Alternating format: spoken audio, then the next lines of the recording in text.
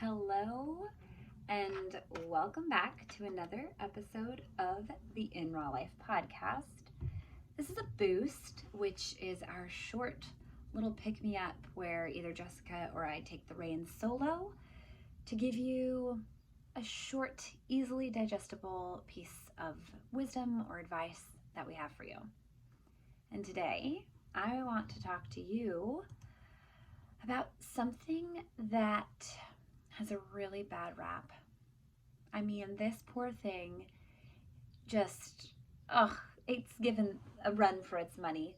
People call it goofy, weird, woo-woo, zen. Today we're talking about meditation. And I want to tell you, it is not any of those things. I mean, unless zen feels good to you, then yeah. But you don't have to be ultra zen to appreciate meditation. And in fact, I don't care who you are, you meditate. Surprise! So, ways you meditate are when you are reading something inspirational or educational and you think about it extensively, that's a form of meditation. When you repeat your to-do list over and over in your head, you're meditating. Or when you're ruminating on something that you wish you would have done differently. Why? Why did you say that? Don't you know to think before you speak? Oh my gosh, what are they going to think about you now? Oh my gosh, what are they going to think about me now? Oh my gosh, what are they going to think about me now? So that is another form of meditation, which is not serving you. Surprise again. And today I wanted to kind of debunk the rumors or myths about meditation and explain like what it's actually doing for you. And as you may know, our signature program, Life in Balance, has a bunch of meditations in it. And I'm actually going to give you guys access to one today. So at the end of my little boost will be a very short beginner's guided meditation. I think it's like, I know it's less than 3 minutes. I think it might be like 250.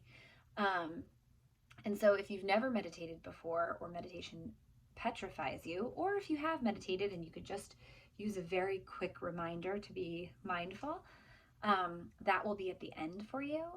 So I will say my goodbye, but then stay on because that's how this episode will end, is with meditation. So anyway, let's get to it, shall we? So mindfulness meditation has been proven to improve concentration, decision-making, compassion, and life satisfaction. And we all know we gotta enjoy life a little bit, right? So naturally our brains are prone to focus on the negative. If you think back to like back in the day when fight or flight was super important because, you know, if there's a rustling in the bushes, it could be a bunny or it could be a bear. And if it's a bear, you better freaking know what to do about it.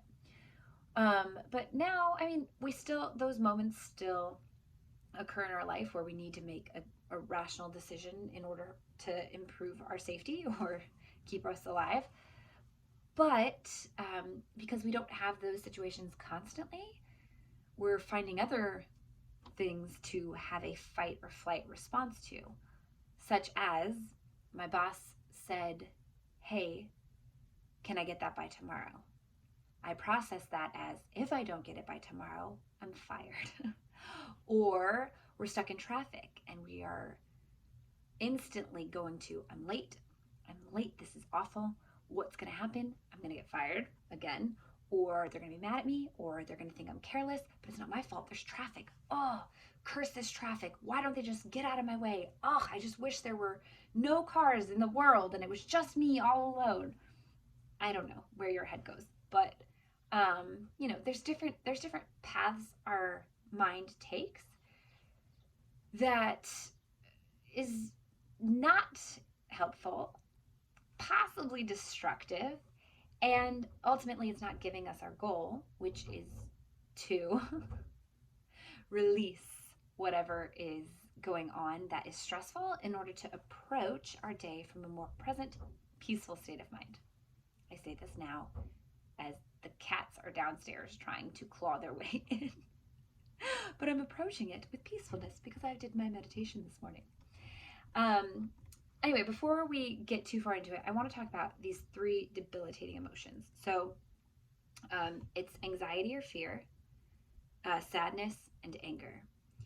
And research actually shows that these emotions can put you at a greater risk for chronic depression, chronic anxiety, cardiovascular disease, a weakened immune system, and cellular aging.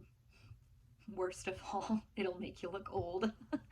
But really, I mean, those 3 emotions, when not handled correctly or beneficially, it causes stress, which wears on your body. It wears on your brain. It wears on your heart. It wears on your skin.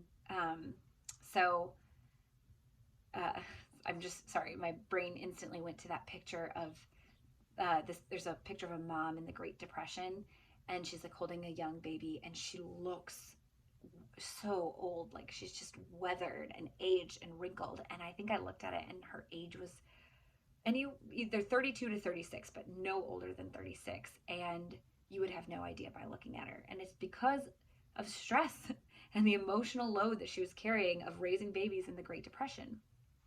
Thankfully, in 2020, we have a lot of research that shows what mindfulness can do and what taking care of our mental health can actually do for us, no matter the situation. So I'm not saying that if you practice mindful meditation that your life is going to be easy and effortless, but I am saying that if you practice it, you will have more of an ease when life throws difficult things your way. So mindful meditation has been proven to help you reduce time spent in judgment and self-evaluation, like the destructive kind, not so good kind. It helps you to stay situated in the present moment with sensory awareness, so being very aware of what's going on with your body, what's going on with your surroundings, in a smart and not anxious way. And the most exciting thing for me is that it allows your emotions to arise and pass without impulse to just jump in and act. So what does that mean? It means anger or anxiety or sadness comes at you, and the way that we have been trained, the way our mind wants to go, is to take that and harness it and feed it. Oh man, I just found out this terrible news. That is awful. What if that happens to somebody that I love? Oh my gosh, that would be awful. What am I going to do? That would be awful. What if that happens to me? Oh my gosh. And like that is a perpetual cycle we can find ourselves in, versus when you practice mindfulness and you actually have established a healthy meditation practice, you're able to take those emotions when they come, acknowledge them, see what they're doing to serve you, and then let them go instead of ruminating on them. And it is just a beautiful, beautiful thing. So there's also research that shows that the more you meditate, the less brain atrophy your brain experiences. Nope. Okay, good. We're still recording. I forgot to put my thing on Do Not Disturb. Please forgive me. Anyway, the less so the less your brain is getting destroyed by these external circumstances, and except for one part. Listen, hear me out. The more you meditate, the more there's one part of your brain that actually shrinks the more you practice mindful meditation. And that part has a really big science name, but they abbreviate it to PCC. And that's a part of your brain associated with self-reflection and rumination. So the more you meditate, the more that part of your brain is like, okay, I can let this go. I don't need to focus so deeply on whether or not I have a big nose. I can just go on and enjoy exactly what's in front of me. This beautiful tree, this gorgeous moment, this beautiful relationship I have with the person next to me, instead of wondering if they're staring at my nose. So the other thing with meditation, I don't have much more, so because I really want to get to that meditation, but We have the power to choose the way that we pay attention to our thoughts and emotions. That's the thing to remember.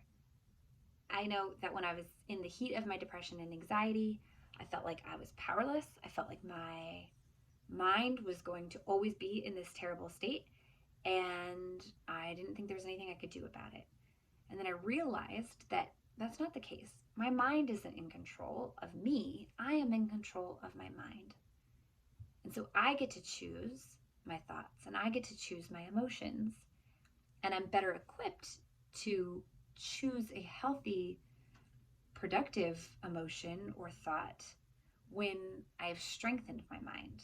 And again, research has proven that your mind becomes stronger with mindfulness and meditation.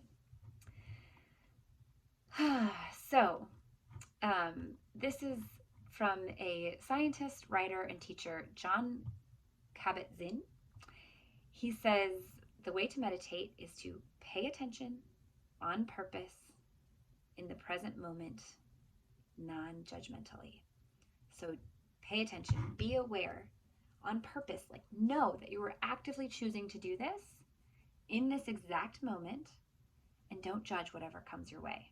One of the biggest things that comes with meditation is people are like, oh, I get distracted. Oh, I can't stay with it. That's natural. Your brain was made to be creative and innovative and to come up with all these exciting thoughts. So if they come, that's fine. Acknowledge them, be like, oh, right, I'm meditating right now, thought.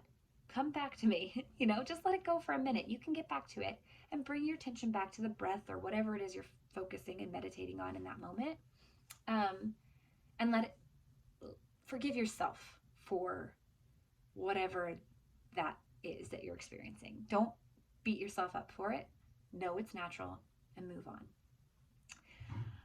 on. Before I send you into the meditation, I have one quote from you from Dr. Qasim Al-Mashat. He's a psychologist and mindfulness specialist. And I listened to his TED Talk, and he told a story about after learning to meditate, when he found himself stuck in traffic, rather than being angry and cursing the cars, he actually noticed that he was like, oh no, what if it's an accident? Oh, I hope everyone's okay. Or what if it's construction? I wonder how long those guys have been working. Oh, I hope they get a break soon. So he found his mind instantly went to compassion and love instead of anger and frustration about how late he was going to be. And he noticed it because it wasn't the way he used to think. So that is another little thought on how meditation might help you. But anyway, his quote is, happiness and satisfaction is available to all of us. It blooms naturally from a state of mind that is calm, not agitated, and peaceful. And I think that is where meditation can really come into play. It gives you a calm sense of being no matter what is being thrown your way. So I really want to encourage you to find time to meditate. You can come back to the meditation I'm about to play as often as you want. And if you need more help or you want more guided meditations, just reach out to us on Instagram at inrawlife.co, and we'll hook you up with some more. Thank you so much for listening to this episode. Don't forget to subscribe, rate, review. But you know what? You can do that a little later. Right now, enjoy this meditation. And if you're on YouTube, you gotta go to the actual podcast itself. Sorry. Anyway, thank you for watching. I hope you enjoy, and we'll see you next week. Bye.